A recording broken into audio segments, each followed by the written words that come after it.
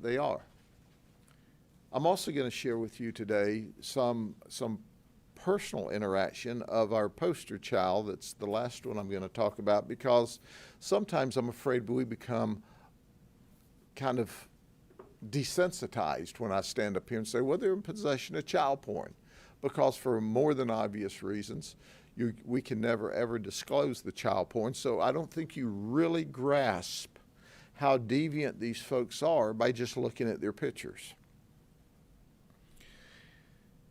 But here's what I know, that we've added 1,409 new felony charges. That's right, 1,409, which means ultimately that we know that these photographs have been shared thousands of times in order to file this many charges. Most of these people have very little criminal history. They're ghosts to the criminal justice system. They're ghosts to law enforcement agencies. Why I applaud my detectives so much is that many police agencies across this country, and they should be ashamed of themselves, don't investigate this because it doesn't make any outside noise.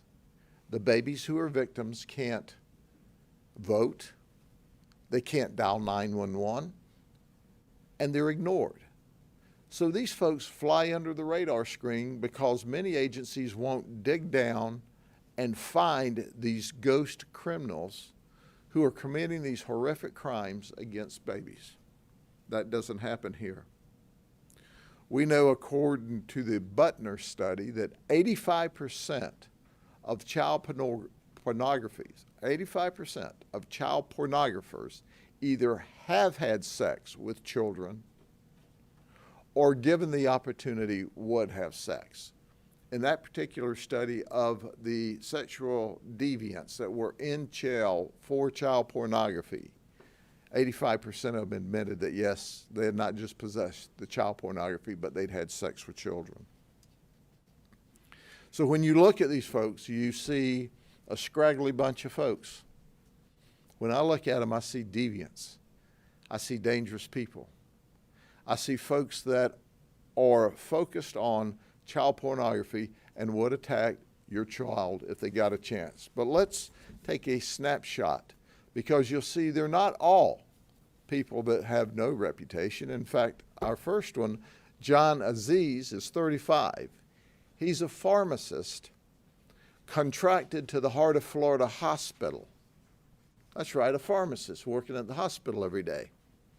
Our detectives charged him with 72 counts of child porn with children as young as 18 months old that were being sexually battered. Plus, when we went to his house, guess what? We found Xanax, oxycodone, Oxycontin, without prescriptions. So that's right, he's apparently skimming drugs from where he works. We looked and saw what he was searching for, and it was 300 total child porn that he had advertised for. We charged him with 72 counts. That's enough to send him to prison for a long time. A pharmacist contracted to the Heart of Florida Hospital. Then you've got Arlandris Sims. And here's his roommate, Justin Hazan. Both of them are employed by Disney. And when we went to the house, we went after Arlandris Sims. And during the investigation where we charged him with 25 counts of child porn, we also found out that his roommate from Disney, Justin Hazan, also was looking at child porn. They didn't know that. So during the investigation, our detectives found it kind of humorous. Arlandris actually said, "You're doing it too?" I mean, they had a conversation. You're doing it too? Huh, guys? It really is a small world after all. Can you believe that?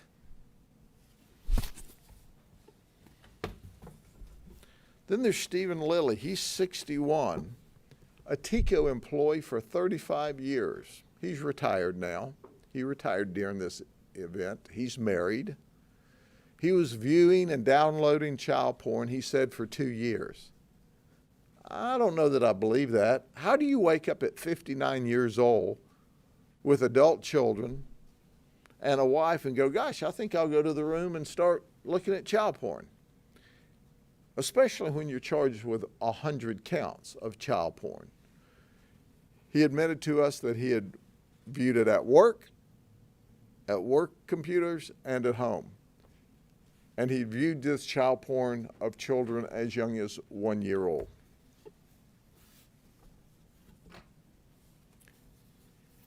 And then there's Edgardo Cancilia. He's 38. He's a registered nurse in the intensive care unit of Osceola Regional Medical Center. He's got 2 children. He's married.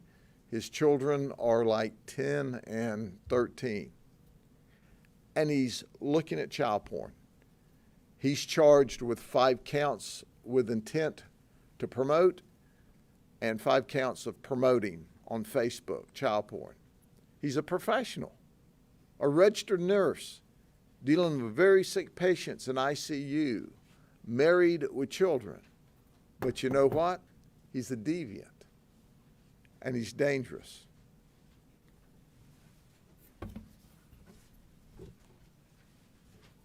And then there's Monty Conningham, Monty Conningham. He's 64 and he's retired. He was searching for naked little boys as young as 2 to 3 years old. We charged him with 20 counts of child porn. And then there's 45-year-old neighbor of Molina. He was seeking out child porn pictures of children as young as 18 to 36 months. We've charged him with 125 different counts. He's married and he has 7 children. Oh, and he's not in the country legal. He's been here illegal 30 years. ICE has a hold on him. ICE is going to have to wait because he's going to prison for a while first for his child porn. Then ICE can deport him.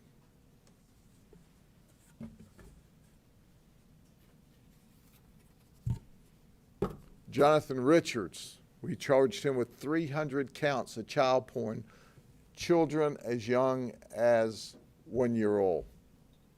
He's charged with the most counts of anyone on the board here today. He's 27. I'm not going to go through every one of them, but I've got one more before we get to the poster child. Scott Bradley. Scott is 49 years of age. Scott moved here from Concord, California in September of 19, less than a year ago. Well, Scott, I got a news flash for you and your wife. This ain't California. We don't see things the way they do. In fact, most of the world doesn't see things the way they do. Scott weighs in at a hefty 460 pounds. It took a truck to get him to jail. He's a big old boy. He's charged with 20 counts of child porn. Currently, he and his wife own a bookkeeping and tax business, as well as a travel agency called Wish You Were Here Vacations. I wonder if Scott, actually advertised online. I had a Wish You Were Here vacation. It was at the county jail. Well, he got him a chance to have a vacation at the county jail. He can advertise that. And if Scott will grab us up some more child pornographers and deviants violating the law through his firm, through his vacation agency, travel agency, we'll be glad to lock them up in jail too.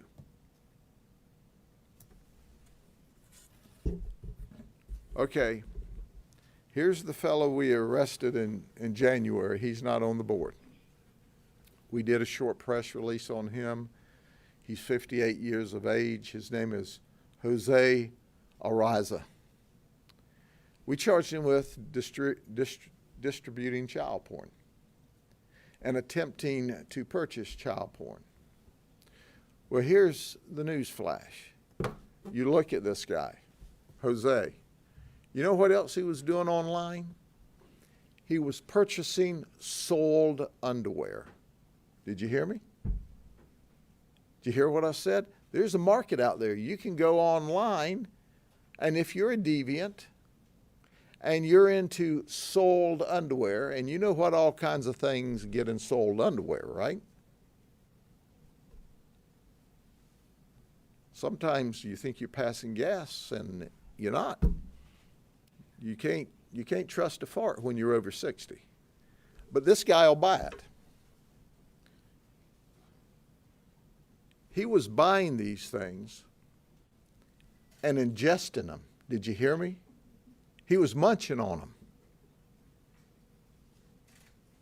This guy's got a problem. I don't know if he realizes it or not, but the rest of the world does. Why do I do that? Well, you'd think it was for some levity. It's not for levity. I want you to understand what deviants these people really are. He's married. He's got 2 adult children. He was an IT specialist in communication for Lockheed Martin with a master's degree from Florida International University. I just don't think they're very proud of their graduate. Lockheed Martin was equally troubled with this. They fired him upon his arrest. But this guy was doing those ugly things.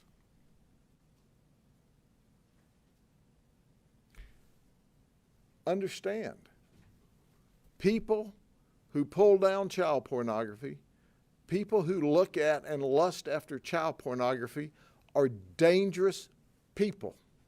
And they may be living next door to you. They may be your wife or husband. Usually, I don't know that we grab women up in child porn. Women have better sense than that. But at the end of the day, this is one more roundup. Guardians of Innocence, number 5. Our promise is this. We promise always to protect our children, to try to find these deviants and get them locked up before they get to our children. We need help. These children involved didn't choose this, can't choose this. Many of them less than 1, certainly children up to 8, 10, 12 years old. We need to know where these babies are so we can rescue them. If you have any idea, let us know. Are there any questions? Do you think that most of these kids are overseas? Because I find it hard to believe, and maybe this was very ethnocentric, that people in this country, or very many people in this country, would sell their kids to be abused. Maybe No. I'm being... At one time, the old thought was most child porn came from overseas. Not so anymore. Most of this porn is made in this country, in this state, because everyone's got these phones, and they're very good. They take high-resolution digital photographs and video, and they're getting better every day. So child porn can now be made very easily. It can be distributed very easily. And there's always deviants like this out there.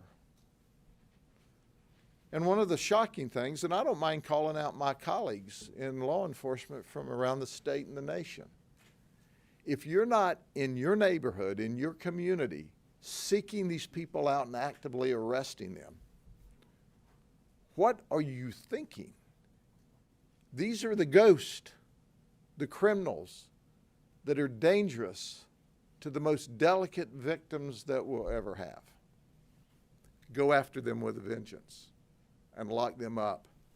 I'm very thankful for our prosecutor. Brian Haas, our elected state attorney, has this as a priority. Brad Copley, who is simply the best prosecutor across the nation, and I have worked at putting these kind of people in jail for decades. And Brad's still there locking them up today. God bless Brad Copley and his tenacity to go after and make sure these kind of folks are sent to prison for as long as possible. All right? Thank you very much. Have a great day. It's good to see you all today. Bye-bye.